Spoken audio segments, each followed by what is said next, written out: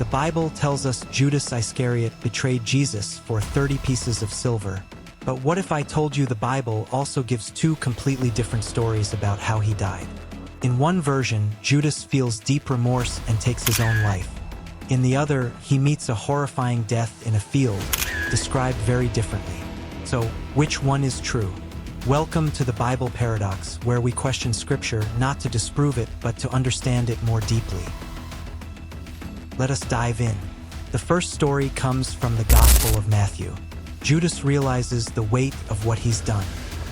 He returns the 30 pieces of silver to the priests, saying, "I have sinned by betraying innocent blood." The priests refuse to take the money, so Judas throws it into the temple and leaves. Then, overcome with guilt, he hangs himself. Simple, tragic, and straightforward. But this isn't the only version of how Judas died. In the book of Acts, written by Luke, the story changes dramatically. Here, it says Judas purchased a field with the reward of his wickedness.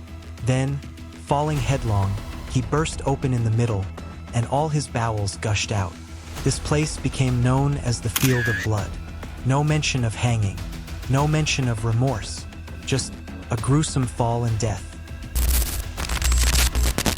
So, did Judas hang himself, or did he fall and burst open? Did he buy the field himself, or did the priests buy it after his death? These differences have puzzled scholars, skeptics, and believers for centuries. There are a few major theories. 1. The combined story theory. Judas did hang himself, and later, when his body decomposed or fell from the rope, it burst open. 2. The perspective theory. Matthew focused on Judas's remorse and suicide. Luke focused on the result and how the field became infamous. 3. The symbolic theory. Some theologians believe the writers weren't describing physical details, but spiritual consequences, one showing guilt, the other showing the horror of sin. Whether we read these stories literally or symbolically, one thing is clear: Judas's death stands as one of the most tragic endings in Scripture.